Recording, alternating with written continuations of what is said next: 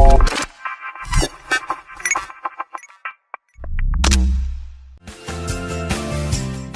everybody, this is Sherry Wynn, host of the Olympic Minds Leadership Beyond Limits.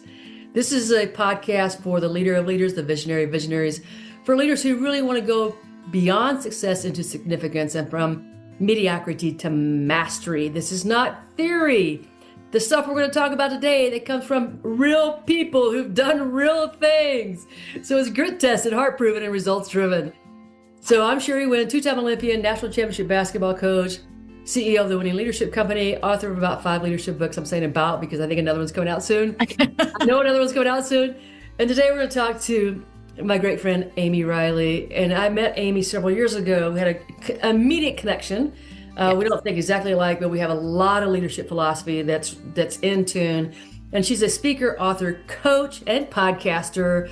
Listen, she's one of those people that you absolutely want to know in your company and to have her come into your company, because she's the kind of person who totally understands and gets down to the root of the issue and can help you move forward. So Amy, why don't you tell us a little bit about yourself? Oh, Sherry, thank you for having me on the podcast today. Just in what you said, it reminds me of how much I enjoy connecting with you. You're inspiring and you're also practical. Let's get to the real stuff. So yeah, I'm Amy Riley with The Courage of a Leader. I've been doing this leadership development thing for decades. And I realized every time a leader truly impressed me, they were demonstrating courage in that moment. So I like to talk about how do we show up and be those courageous leaders for one another. I love that. I love your let's get on, let's do it. Let's give the real stuff here. And so I know we're talking about, before we got on, you talked about a new clarity package that you had put together, because if we don't have that clarity, we're in chaos. If we're in chaos, we're in confusion. Confusion drives procrastination. That drives us to inaction. So tell us a little bit about your clarity project that you have going on. Thank you, Sherry. Yes, like you, I've been hearing from leaders, and we're all in this mucky, ambiguous, everybody's in a debate, things are changing. And it's like, how do we ground our teams? How do we inspire? How are we sure that the direction we're picking today is the direction we're still going in tomorrow? And yeah, we need to, and there are things that need to be in flux and we need to respond quickly. How do we have our teams not feel ourselves and our teams not feel battered inside of this? So yes, I'm putting together what I'm calling the Clarity Kit. It'll be a low-cost offer that will be available soon. And I'm happy to share a couple of the practices with your listening audience here. One of them is name what's known. Ooh. Okay. So it can be really easy to focus on what we don't know and what's changing and, what policies are going to be shifting come tomorrow, come next week. But what do we know? And that could be, what do you know about your own commitment? What do you know about your team's skill set? Can you say, whatever happens, right? We're going to take care of our customers as best as we can inside of this, right? So what do you know? What can you ground yourself in? And then the other practice I would share is center the humans. Ooh. We can get so worried about what's the policy? What's going to be the change? How do we react to this? How do we need to change our strategy? How do we need to change our processes? What are the messaging? Center the humans. How are they feeling? What are they concerned about? Right? Let them know what value they bring, right? No matter what happens, we rely on you for your critical thinking, right? Or you can always inspire those around us, or you can build the relationships quickly that we're going to need, even if we need to play with a new set of players here. Just really connect with the human beings inside of the situation. I love starting with what's known. I love starting with what's known, because then all of a sudden you're getting your power back. We're focusing on what's known versus what's unknown. Unknown is something that we don't have any control, power, understanding, right? But if we start here, Like you mentioned, we're grounding ourselves. We're getting into the space where we know something. And I also love that idea that you said, like, we ought to know what we know about ourselves. Like we've got to really bring those forth. I mean, am I good at solving problems? Can I make complex problems into simple problems? Am I somebody who is inspirational, motivational? Like, am I a lifelong learner? Sometimes we forget those pieces. And if we forget those pieces and we don't keep them at the top of our mind, we go back to, it's really hard. I don't get this. I feel confused, right? Yeah. Yeah. Sherry, I have seen a leader do this. A very senior leader in sales, and this was in an organization where they were completely changing their strategy and their client-facing engagements, just how all of that worked. And there was so much anxiety coming into this room. The team was getting together for an offsite. And she sat there and said, there's some things that I don't know, right? We're going to have to figure this out together. But what I do know is that, you know, when she's looking at people in the room, we've got this skill set and this skill set and this strength and this experience, right? And we are going to use that, and collectively we're going to figure this out. Is it going to be bumpy? Are we going to make mistakes? Yes, yes, yes. Right. But I believe in this team. Oh, you could see everyone in the room shift. And that was the theme throughout the day. Right. So I love this because one of the things I would do a lot when I was coaching college basketball. So I also do now, but it's transferable. So one of the things I would do is oftentimes we would sit down and I would go, okay, here's what we're going to do. I give everybody these pieces of paper and I say, what you're going to do is you're going to write down, you know, you're not going to share with anybody else yet. I want you to write down the strengths. So to everybody in this room. So you're going to give one slip of paper to every single person. Right? And you're just going to write one thing. You don't need a paragraph. You don't need a novel, but I want you to write that thing that you see in that person. I want you to find something really special about the person that you think nobody else is going to write about. And you're going to put it on a slip of paper. And then everybody had like a baggie in front of them.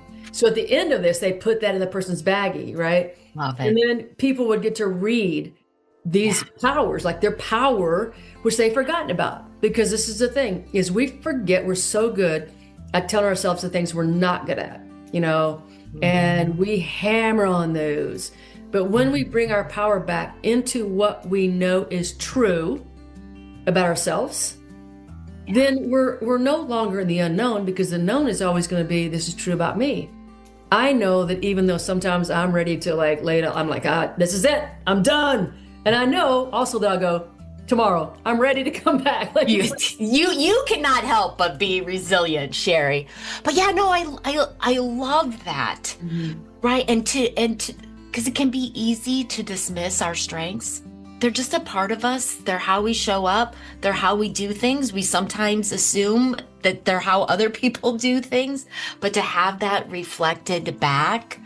I've even done an exercise, we've called it the gift, at the end of a 2-day or 4-day leadership development program together, for them to give like a symbolic gift to another person that is indicative of their strengths.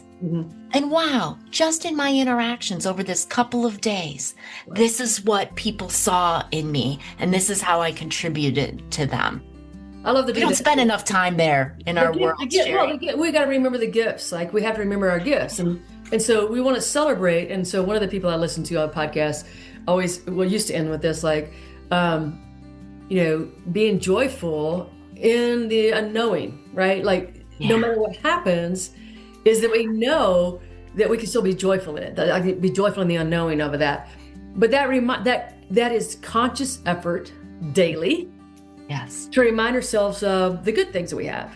And we're so wired to be negative. We're wired in that, what is it, like 80% of our thoughts are negative, and 96 or 95%, I don't know, I've heard different things, are we keep saying, repeat thoughts, right? We keep thinking the same thoughts unless we intentionally intervene. And so as a leader, you can't get in the minds of your people, but you can do, like you said, doing the retreat and doing something that reminds people of their power, and to keep bringing that back again and again and again. Yes, yes. Well, Sherry, today, if we let our inner joyfulness, our being, how we're showing up, be totally dictated by the results and the news around us, we're going to be miserable every day. I mean, open up your web browser. I mean, you can see tons of stories that you don't want to see and that are going to make you feel not so great about what's going on. Who do we want to be regardless of the results that are showing up over there?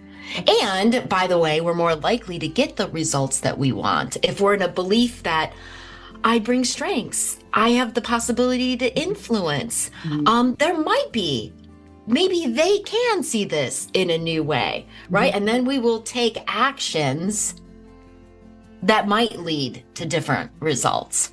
Well, you can't take actions are coming from your belief system.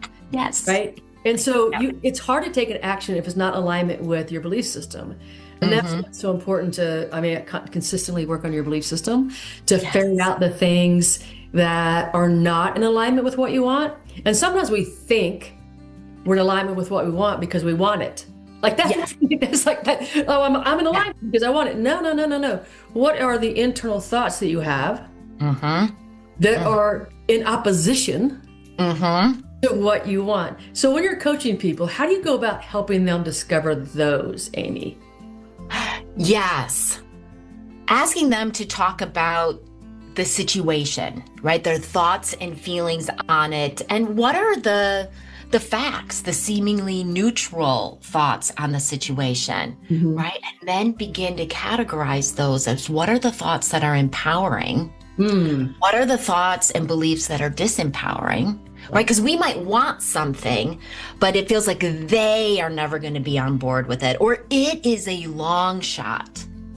Well, if we keep thinking that it's a long shot, then it's going to be really easy for us to procrastinate that, right? Like, why should I try? It's going to be such a long shot. All of this could be wasted effort, right? But even shifting those beliefs slightly to, why can't it be me? Right. Right? Or I'm definitely not going to get it if I don't try. Well, yeah. Like it's so amazing. And I think it's the mindfulness piece. So bringing in that mindfulness piece that a lot of people don't practice, just being mindful of your own thoughts. I mean, we allow our thoughts to dictate to us what we're going to think. Very few people go, wait a second, like that's a crazy thought. Why would I want to think that thought? Like that's insane. I don't want to live in that thought. I want to live in a better thought. But it's that mindfulness. So when you're talking about mindfulness to, like this is kind of a harder thing, I think, as you're doing a retreat. Now, maybe you practiced, maybe you got it. I don't have it yet. I don't have that skill set yet to get to a whole group. But to like individuals, the mindfulness piece, how do you help them acquire the ability to be mindful? Because I think that's where everything starts, right? It starts with self-awareness. It starts with really understanding who you are, how you think, how you show up. How do you help people cultivate the mindfulness piece? Yeah. One thing to raise awareness is similar to what I said about coaching individuals, is having a group say, what are all of your assumptions? What's true? What are your obstacles? What are you up against? And to pull all of that out and then get into like, is that true? Right? The product development cycle takes 6 months. Okay, well, we're all kind of believing the product development cycle takes 6 months now. Does it have to? So sometimes those seemingly neutral things become disempowering beliefs or assumptions in the space. So raising that awareness, like, oh, not everybody thinks these same things that I do. Or, ooh, is that an assumption we're collectively making? Could we shift that? So kind of getting in front of them some evidence that it's good for us to pay attention to the thoughts and beliefs running through our heads. Right. And then having them create, like, what are some practices that we can use ongoingly to surface the thoughts, to surface the assumptions? And then I think also practices to slow down. Right. So slow down, do some visualization work together. Like, what's the ideal? Or like, what are all the worst things that could happen? You don't want to stay there too long. No. But it can be good. Like, our concerns give us good information. We don't want to wallow in them, but we want to look at them in an empowering way. Are you serving me? right? Is there anything to do about this? Maybe there's not. But Right. then how do we minimize its impact? Yeah, when you said like, to develop a product takes 6 months, and then all of a sudden, every single person is going to do whatever they can to make it get to 6 months. Whether that's Right. slowing it down, right? I mean, we think about it speeding up, but it could be slowing it down because, it's supposed to take 6 months. And so it's looking at those belief systems that somebody else did it, right? Somebody else said, it takes 6 months, and all these companies have agreed, like, we've looked at this research. And then once we believe something to be true, it is absolutely true. Like, that has become the truth of what we say. Yeah. So I think that's amazing to look at it and go, well, what's the truth? Like, what do we believe to be true? Because there's, a truth, and there's right. Well, and you possibility thinking. Like, let's say we could do it in half the time. Let's say we could do it in 3 months. Right. If that were true, what else would need to be true? I love it. Yeah, this is kind of off of, I remember reading a book, Byron Katie's. Did you read Byron Katie's The Work? Oh, and I have not read the book. I've seen some of her worksheets and such. Right. And so the Online, first question she goes is it true? I mean, it's her very first question, is it true? And we always go, yes, like we know, like, is it true? And it's really not true. It's something that we've said so many times that we have a belief about it that it's true. Doesn't necessarily mean it's true. It's just that we have the belief that makes it true. And so examining that, I think that's beautiful work that you do with companies and helping them get through some of those, belief systems that need to be crushed so that you can go innovate and create, and so that you can, all of a sudden you're ahead of all the other companies doing this thing, and they're wondering what are you doing? And you're like, the bottom line is you're thinking differently. Like, that's the key. Right? Yes. What you just said made me think of something else, Sherry. When we have something that we believe is true, right? It's our perspective, it's our bias, it's our whatever you want to call it. Look for counter evidence. Ooh. Because naturally, our brains are often working against us. Oh, right? Our brains are in survival mode, right? Like, don't go do that. Don't take that risk, Sherry. Right? That might not work. That might fail. So please don't go do that. Right? So our brains can be giving us thoughts that can hold us back. Our brains are also dealing with so many pieces of information. It's streamlining. It's saying, this new piece of evidence, this new thing that I see, that looks like this over here from my past. So I'm going to file that here.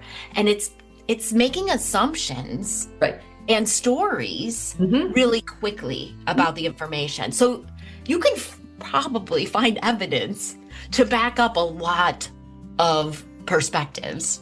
Right. And so what's the counter evidence? Yeah, what you just said, though, one of the things you said is like we have these categorization. Woo, big word, long word, too many syllables. So we categorize things based on our past. Yeah. Right. So the truth is we have no neutral thoughts. Like, there are no such thing as neutral thoughts. And most of those thoughts come from the past. And so we reach back into the past of some similar experience. Yes. Right. And we bring that into the now. And so if it's a good past experience, great, because then we're like, I can get through this because I've gotten through this before and I can move forward.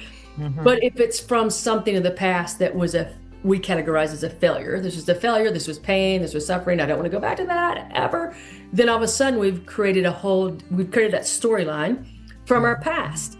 I mean, it's really, really hard to think that we're thinking the future because everything is connected to a past thought.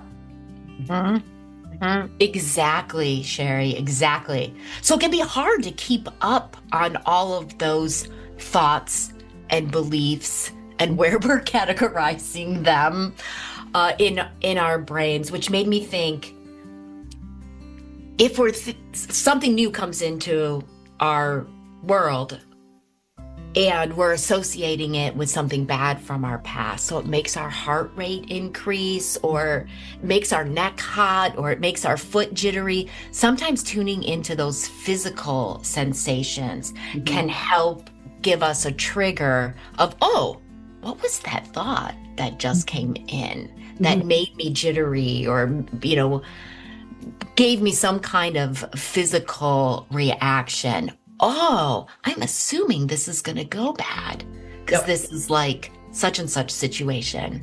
Yeah. And I think that the whole key is like, can you feel it? Can you stop for a second and feel what you just thought? Nice. Because there was something I learned a long time ago, and I really believe this is true, which is a lie feels heavy. So if you're telling yourself a story and that story's a lie, even though you don't know it's a lie. So let's say I said, I'm not smart enough. How does that feel?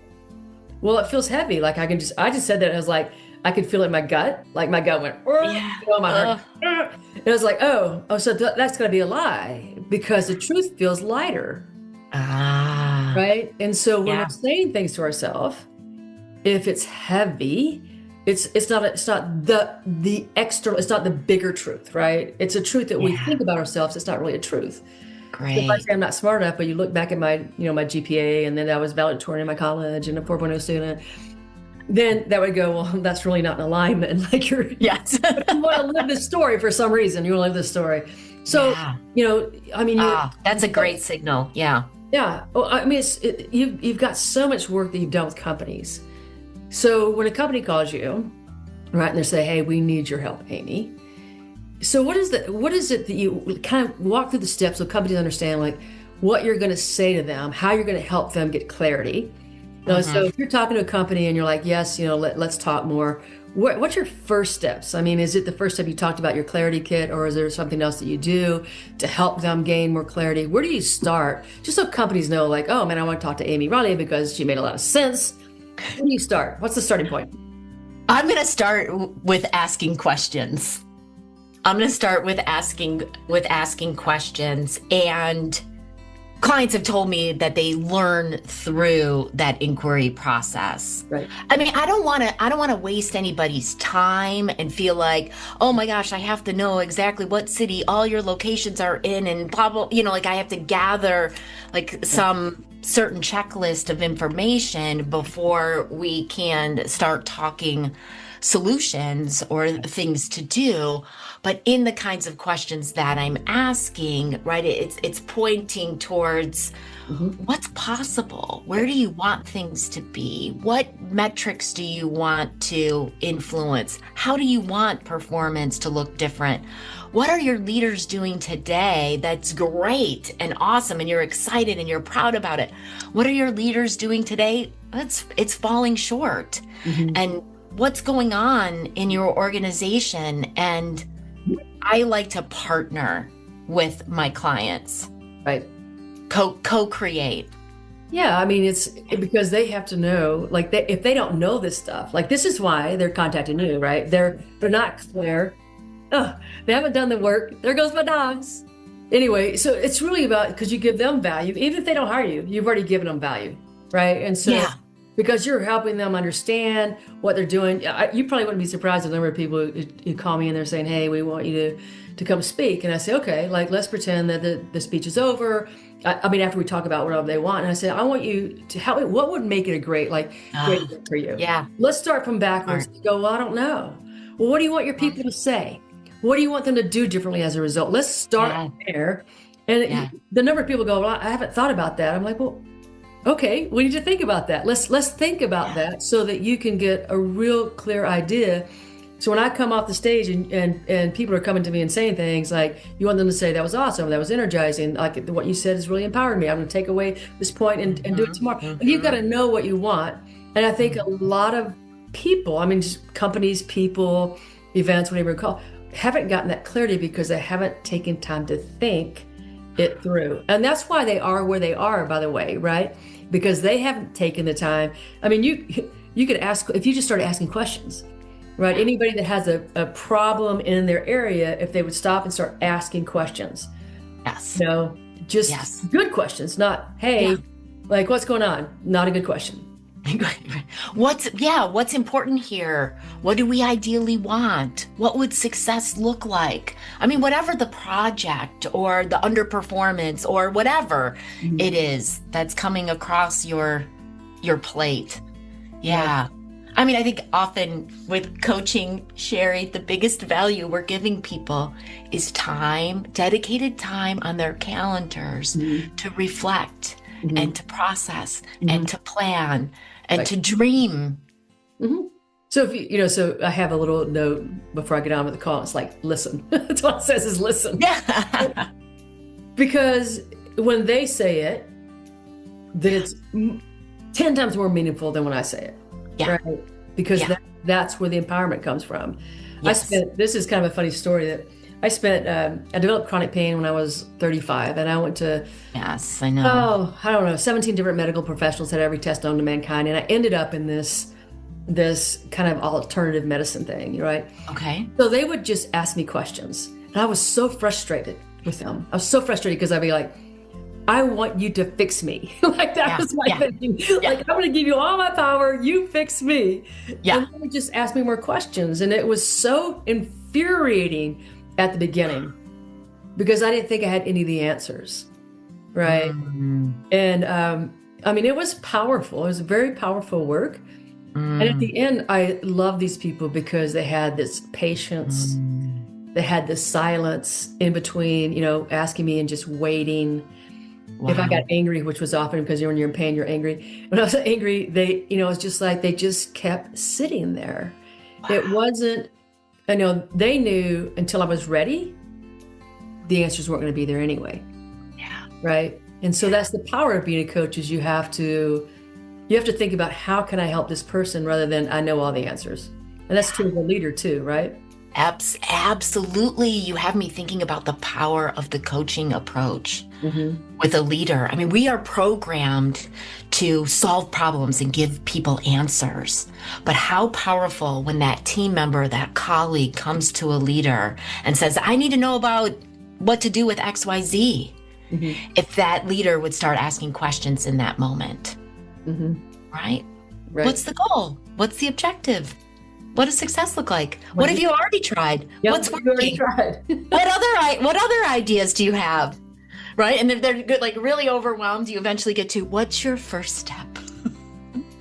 Right? And now you're developing that thinking and that engagement. And now when we give them the answer, okay, great, they can go off and do it. When they come up with the solution, the answer, there's a different level of commitment and engagement there. Absolutely. That's the empowerment, right? And if you give them the answer, how many times they come back? I mean, then they want the next answer. All the time, right? This is like, your kid coming home from school and saying, Mom, I need some help with some homework. And you go, okay, honey. And then you go do the homework for them. And then pretty soon you have your second high school degree and they're going off to college. They've got any capacity to do it, right? Right. So how did you get into this whole, you give us a little bit more background about you, Amy, because I know you didn't start off as, the courage of the leader, this kind of coaching, consulting work that you do. Where did you start? I mean, how did you get into this piece? Yeah. It sounds like I'm going back a ways, but I'll just give you a few snippets along the journey. One was, I noticed myself as an elementary school student, kind of assessing what my teachers were doing. Oh, and I was thinking in my head, when I'm a teacher, I'll do that. Oh, when I'm a teacher, I don't know that worked really well. These kids aren't involved. But I was already tuning into, how do you engage the room? How do you get people learning and active? But then I thought, I don't want to be a teacher. Why am I having these thoughts? So set that aside. And then one of my first companies I was working at, I didn't even know about talent development as a career, as a thing. But they used, any employee could help facilitate their core customer focus curriculum. And I volunteered to do that, right? As a 22-year-old in the workplace, I'm like, yes, I'm going to facilitate training. I wasn't afraid of it for some reason. And then we were doing a reorganization of our sales and service organization. And I was involved on a number crunching side. I was supposed to be doing BPI numbers and outlining the territories, but I kept asking about the people. How are we going to transfer the knowledge? How are we going to train them on this? How is this going to work? Some of these folks are independent contractors. What's the legalities around that? And the person who was in HR and was leading the large scale change effort was like, I see your facilitation. I hear your questions. I think you want my job. And I'm like, I might. And I started pursuing my master's in talent development with an emphasis in organization development. I did put in for her job when she left, and I got it. And that gave me a real playground as I was in the education. Mm-hmm. I like learning about businesses, mm-hmm. and I had the opportunity to work in a couple of companies, very different industries, very different cultures. Right. And I'm like, this is cool. I like learning about different businesses and how they operate. I want to be an external consultant. And at first I thought it was customized learning, any kind of customized learning. I very quickly learned that I care about leaders. We get things done through leadership. Right. And when leaders are doing their job well, mm-hmm. no one knows what all they're dealing with. Right. They're managing up, down, all around. Yeah, and that's why I think that when we talk about leaders, like they really need to have support, not from their people. Like they don't need to be fishing for, validation. They don't need to be like, tell me how great I am. I'm talking about when you're at the top, nobody knows. Like because very few people are in your shoes, right? So it feels isolated, it feels lonely. You feel apart from other people. You feel like nobody understands you. So tell me, in that kind of isolation, situation, Amy, how do you help people? How do you help those leaders who are at the top and they feel like I'm alone, like nobody gets me? Like I had a guy yesterday that said to me, you have to understand that being at the top means loneliness. You have to acknowledge that. Like you have to. He said, if you can't acknowledge that, he said, it's just hard because you keep thinking it shouldn't be that way. So what do you do to help those people, to support those people who are really in situations that like you can't get unless you're in it? Like unless you're one of those, you can't get it. Yeah. Well, fully the time with their coach is a time where they can feel heard and supported and acknowledged. Yeah. And that's definitely part of my approach. I want to acknowledge what's going great. I want to be the person that acknowledges them mm-hmm. when it's not even appropriate, right, for them to ask for that from everybody else. But then looking at who is their support network, mm-hmm. right? Who supports them personally? Right. Is there someone professionally? It might be in another company. It might be in another division, mm-hmm. right? Like where can they get professional support? And often when you're at the top, that kind of gets parceled out to different people. Here's my person that I go to for this kind of support, or like when I'm having questions about the strategy, I go to this person. Mm-hmm. And then like, how are they taking care of themselves and refueling themselves? What are their real mm-hmm. practices? Do they get out in nature? Do they meditate and practice mindfulness? Do they play racquetball, right? Like they have a glass of wine with friends on Friday night. Like, what is it? Because we all have different ways, but making sure that they have ways. Because sometimes it just becomes more and more isolating, and and then that becomes a theme throughout your life. Yeah. And then so you're always just pouring yourself out, but you're not getting fulfilled up. Yes. And then at a certain point, that becomes burnout, or that becomes, anger. It turns into anger. It turns into burnout. It turns into a disease. Mm-hmm. Dis-ease, because you're in that scenario. So really helping people figure out like, what is it that fuels me, and how can I move into that refueling, which is, I practice that every day. Like my first 45 minutes when I get up, it's about fueling me. And if I got to fuel me before I help other people, I can't give what I don't have. Right. And I think that a lot of people run on empty. They're running on empty for a long time. And then like a big thing crashes them to the bottom, which is why I think coaching is so important. You need to have that support, even if they're just you're just listening. Like maybe you're not even. They just need to do this so that somebody else is hearing them and acknowledging what they have to say, what they have to feel. I mean, I think that's so important in what you do and what I do. So Amy, like, if there's something that we haven't talked about that you think, like a question I haven't asked you, or something that's super. Like one of the things that you found over and over again that makes a big difference in the life of a leader, what would that be? Okay. I'll let your listeners know that you prepare such great questions for your guests to think about ahead of time. And one of them was about legacy. Mm-hmm. And that would be my answer to this question that you're posing right now, Sherry, is I love for every leader, whether you're brand new to leadership, you're an individual contributor, right? But you still can bring your leadership into meetings, into projects, into the work.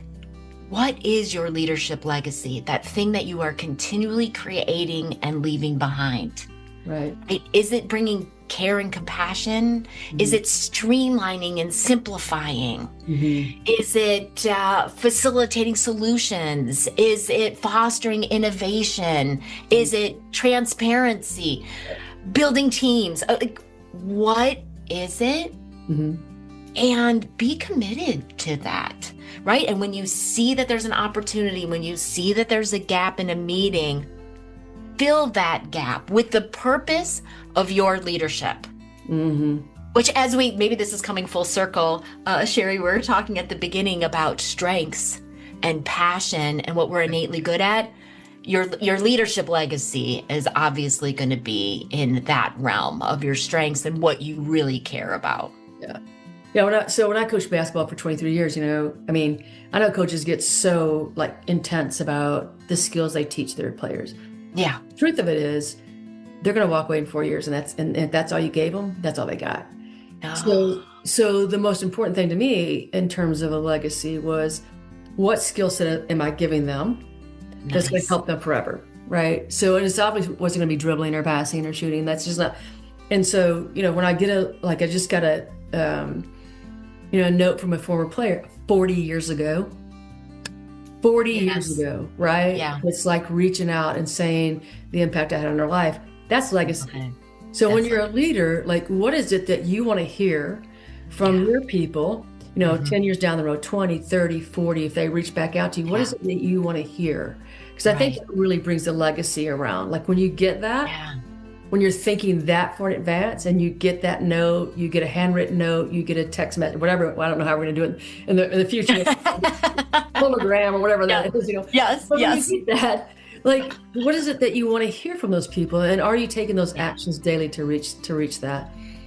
Amy, as always, you have so much powerful information that you just shared today. And so I would tell folks, look, if you're looking for somebody to come in to really change your company and to change your leaders, to alter your leaders, because everything starts from leadership. If you don't think it starts from leadership, then you really need to coach, right? But so Amy, tell them all the things that you do and where they can find you, so when they're ready to bring you in, they've got you. Terrific, Sherry. I am a leadership development consultant. I can work with your organization on how do we develop your leaders. I kind of like figuring out that puzzle of how do we spend the dollars and the time and the euros in the best way possible. Coaching. I'm an author, so you can find the Courage of a Leader book. The Courage of a Leader, How to Inspire, Engage, and Get Extraordinary Results. You can find that at the courageofaleader.com website, or where you buy your books. And I'm also a podcast host, The Courage of a Leader, right? I have exceptional leaders on my podcast. You can find Sherry Wynn's episode on The Courage of a Leader, getting at those practical, real leadership techniques that make a difference day to day. You guys, you've heard from Amy, and you know that she has the right questions. The better question you ask, the better answer you're going to receive, and you know that she's going to bring that to you. And that's where all the we talked about empowerment. She's going to empower you personally if you want to be coached by her, or from your team, organization, whatever you are. This is so important. I think that the way forward is always through coaching. You can read all the books you want, which I always read, and you got to have somebody else that causes you to think, to get outside your own knowledge and awareness. And so Amy can really do that for you. So everybody, thank you for coming on today. Push the subscribe button, come back and revisit, share with your friends, and please share Amy with your friends, because she is the genuine person who's going to help you move into that legacy mode. And everybody have a winning day. Bye now.